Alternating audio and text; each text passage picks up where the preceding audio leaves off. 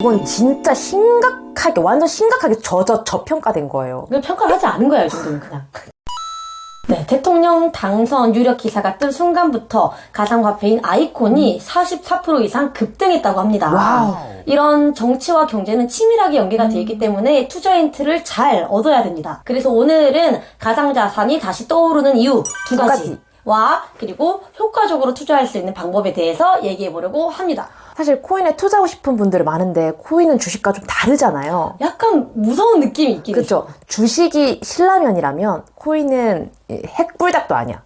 킹뚜껑. 아, 요새 그 맵다고 하던데. 스코필 지수 2000. 이거를 좀 코인을 추천하는 사람들도 있어요. 누가 있어? 엊그제 이별한 사람. 왜냐? 계속 그것만 보게 되거든. 뭐 다른 사람 생각에 틀림이 없어. 이런 분들은 괜찮습니다. 먼저 당선인의 가상 자산에 대한 공약은 크게 네 가지입니다. 바로 첫 번째는 코인 양도소득세를 5천만 원까지 세금 면제. 오. 그리고 특히 이제 가상자산에 대해서 많이 하시기 때문에 세금을 좀 궁금해 하실 거란 말이에요. 맞아요. 네, 5천만 원까지 세금 면제라면 이전에는 어떻게 매기고 있었나요? 현재에는 디지털 화폐를 양도했을 때 만약에 내가 벌어들이는 소득이 250만 원 이상이면은 그 초과분에 대해서 20%의 과세를 했다고 합니다. 거의 해외 주식이랑 거의 비슷한 수준으로 걷어들이는 거네요. 그쵸, 많죠. 예를 들어서 내가 디지털 화폐로 350만 원을 벌었어요, 네네네. 수익을. 그러면 250만 원 공제하고 100만 원 있잖아요. 그 중에서 20%인 20만 원의 세금을 내야 된다는 겁니다. 네. 도움 줬어? 나 투자하는데? 그래, 나도 기사 한 줄이라도 메일로 보내봐요. 그러면 좀 크게 투자하면 이익도 커지니까 이런 부분은 좀 가상화폐 시장을 활성화하는 데 도움이 될 것 같아요. 이게 새로 적용되는 시기는 23년 1월이라고 해요. 근데 미뤄질 가능성이 아주 많다고 합니다. 매우 농후할 것 같아요. 원래 이런 거 미루고 미루더라고요. 네. 그 다음 공약을 한번 살펴보면은 두 번째는 무슨 디지털 기본법 이런 건데 이건 아직 패스. 재미도 없고요. 감동도 없어.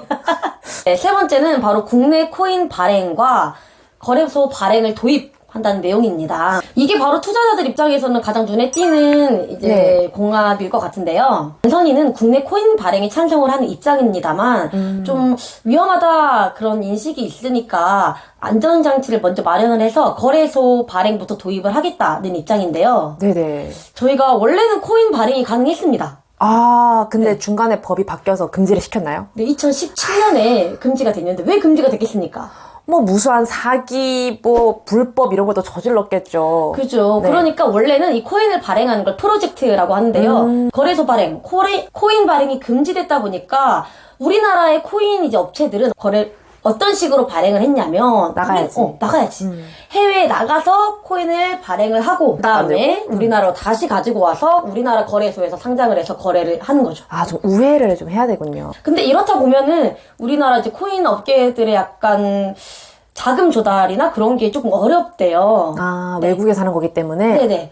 네. 근데 또 코인을 바로 이제 발행을 허락하기에는 또 위험하니까 이제 당선인은 프로젝트와 개인 사이에 거래소를 만들어서 이 거래소가 중재를 하고 거래소가 1차적으로 검증을 하기 때문에 좀 어느 정도 위험성이 줄어들지 않겠나 생각을 해서 거래소 발행부터 먼저 도입을 하겠다고 합니다.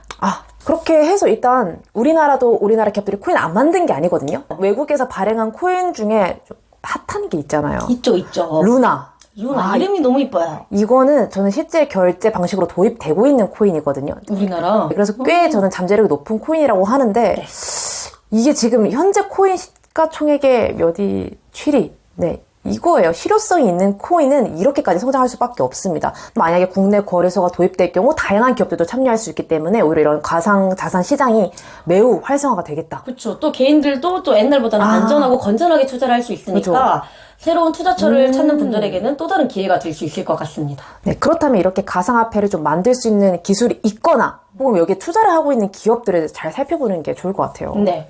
자, 네 번째 공약 가겠습니다. 바로 정말 핫했고 지금도 핫하고 앞으로도 핫할 섹터이죠. 바로 NFT입니다. 당선인은 NFT를 활성화하겠다는 공약을 걸었는데요. 특히 기술 개발을 정리하기 위해서 법으로 금지된 것 제외하고는 다 허용하는 네거티브 시스템을 도입한다고 하는데요. 약간 말이 근데 이게 사실 맞는 말 아니야? 법으로 그래 안 되는 거 다 안 되는 거 말고 다 해라. 음.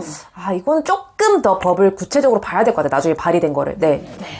그래도 하지만 그만큼 의지가 있다. 그 말이죠. 네, 이런 NFT 자산 같은 경우 정말 많이 쓰이는 게 엔터 시장 그리고 게임. 네, 게임. 그리고 뭐 엔터나 게임이 이런 NFT 가지고 사업하기도 좋고 이미 선두로 치고 나가는 산업이기 때문에 항상 이런 NFT가 뜨면 게임 엔터가 먼저 치고 나가는 걸 볼 수가 있을 거예요. 그래서 공약을 살펴보면 당선인은 NFT, 가상화폐 등 이런 가상 자산을 좀 더 투자하기에 안전하고 견고하게 만들어서 투자자들의 눈을 좀 넓히는, 네, 투자적 공간을 좀 넓히는 그런 입장인 것 같습니다. 좀 새로운 먹거리 시장을 여기로 낙점한 것 같다라는 그런 생각 들어요. 자, 그렇다면 국내 사정은 사실 이렇고요. 또 이와 비슷한 시기에 해외에서 이 가상 자산과 관련된 빅 이슈가 있었습니다. 해외면 미국입니까?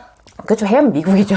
네. 바이든 같은 경우가 이 가상 화폐에 대해서는 좀 반응이 무덤덤했어요. 그런데 이번에 이 디지털 화폐에 대해서 연구 개발해라라고 행정명령에 사인을 했다고 합니다. 내렸어? 그럼 이제 본격적으로 연구 개발을 해라 이 뜻이거든요. 근데 갑자기 왜 그동안 다른 나라들 그런 거랑 할 때 가만히 있었는데 왜 갑자기 그러실까?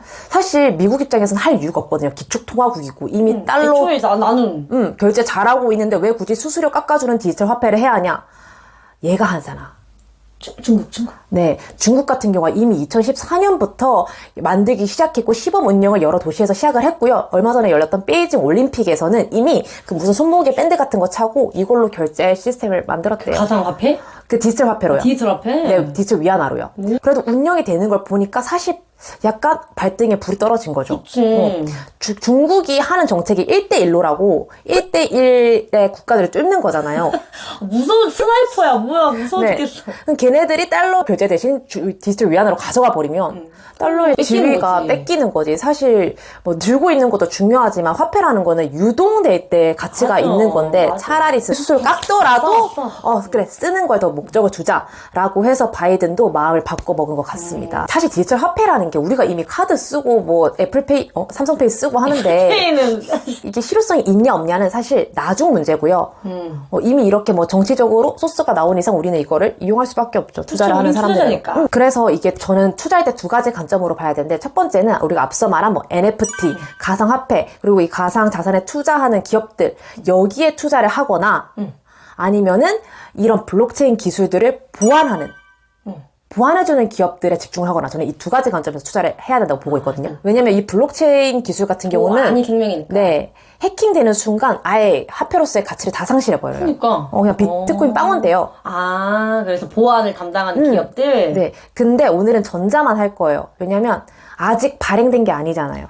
맞네. 발행이 돼야 보안을 하든 말든. 그렇죠. 그리고 어떤 업체에서 얼마나 열심히 하고 있는지 아직 잘 좀 눈에 안 보이기 때문에 천천히 찾아볼 거고 여러분도 천천히 이거는 찾아보셔야 돼요. 무조건 이런 기업들은 뜰 수밖에 없어. 보안주들은. 그래서 뭐 가상화폐 코인을 뭐 추천해 줄 수도 없을 뿐더러 뭐 NFT 관련된 걸 많이 했으니까 어떤 걸 얘기하려면 이 가상 자산을 운영하는 곳을 투자하는 회사가 있더라고요. 네. 이것도 어떻게 보면은 가상 자산과 관련된 기업이잖아요. 사실 투자자니까 이게 클수록 지네들도 많이 먹겠지. 그리고 직접적으로 리스크가 관련돼 있진 않다고 생각해. 가상 자산으로만 운영되는 기업이 아니고 다른 곳에서도 돈을 벌 수가 있으니까요. 그러니까 또 봄이고 해서 또 옷도 정리하듯이 제가 재무제표도 한번 정리를 해봤는데 아니 뭐지? 갑자기 뭐지? 하는 애가 있더라고요. 뭐야 궁금해. 근데 이게 바로 우리가 오늘 할 주제랑 관련 있는 기업이었던 거예요. 뭔데? 우리기술 투자였어요. 우리기술 투자? 들어봤는데? 이게 진짜 미쳤어. 재무제표가 진짜 미쳤어요. 투자 회사인데요. 얘가 두나무의 대주주거든요. 두나무가 뭘 운영하고 있냐면 업비트죠. 우리나라의 거래소 1등이잖아요. 그쵸. 거의 뭐 코인계의 키움증권이라고 보시면 되는데 그걸 들고 있는 두나무에 투자하고 있는 게 우리기술 투자입니다. 어떻게 잘했나요, 투자를? 이걸 투자를 뭐 엊그제 한 것도 아니고 2015년에 56억을 투자를 해서 네. 2015년? 와. 그때는 심지어 코인 시장도 그렇게 막 화랑 뛰지 않았을 그때 거거든요. 비트코인을 샀으면? 내가 두나무를 샀겠지. 네. 지금 가치로 환산하면 얼마인 줄 아세요? 아까 56억이랬어요? 5천억? 이게 지금 너무 성장을 해서 두나무가 약간 시가총 지금 한 10조, 20조로 계산된다고 해요. 그러면 1조 5천억, 500억에서 5천억. 그러니까 200배 이상인 거야. 야, 이거는 50 6억에서. 인생에 3번의 기회가 있다는데 우리 기술 투자는 한 번 쓴 것 같아요. 벌써 썼어. 축하해요. 그러니까 왜 보다가 놀랬냐면 EPS를 보고 놀랬어요. EPS가 재무제표에서 꼭 봐야 되는 지표 중에 하나인데 한 주로 얼마를 벌어들일 수 있는 거거든요. 근데 회사의 능력을 알 수 있는 거죠. 맞죠. 근데 얘가 7,470원 벌거든요. 진짜 많이 버네? 한 주가 얼마인 줄 아세요? 응? 9,000원이에요. 왜 이렇게 열일하는데 9,000원? 이게 여러분 감이 잘 안 오실 텐데 삼성전자 되게 돈 잘 벌잖아요. 네. 근데 삼성전자가 6만 원 하는데 EPS가 9,000원대거든요. 어? 와, 이런 EPS는 진짜 이거는 본 적도 없고 본 들은 적도 적도 없고 들은 적도 없어. ROE도 봐야 되잖아요. ROE는 더 놀라. ROE 몇인 줄 알아? 147. 아? 우리가 보통 ROE가 20만 돼도 양호하다. 건강한 기업이다 하고 제 애착 기업인 리노공업 같은 경우도 22, 4 이 정도거든요. 그것도 진짜 대단한 건데. 진짜 대단한 건데 투자 회사가 147? 근데 이게 뭐 꾸준한 건 아니에요. 이번에 업비트가 이제 수익이 또 대박이 나면서도 그런 게 없잖아 있는 것 같더라고요. 이건 진짜 심각하게 완전 심각하게 저평가된 거예요. 그냥 평가를 하지 않은 거야, 이 정도는 그냥. 거의 7,000원인데 사면 되는 거 아닙니까? 사실 저도 그렇게 생각을 하고 있는데 이게 아무리 투자 회사고 뭐 직접적으로 완전 관련은 아니더라도 바이든이 말 바꿔서 아 잠깐만 나 연구개발 안 할래 행정명령 안 할래 하고 마음 바꿔버리면 완전 더 폭락하는 거죠.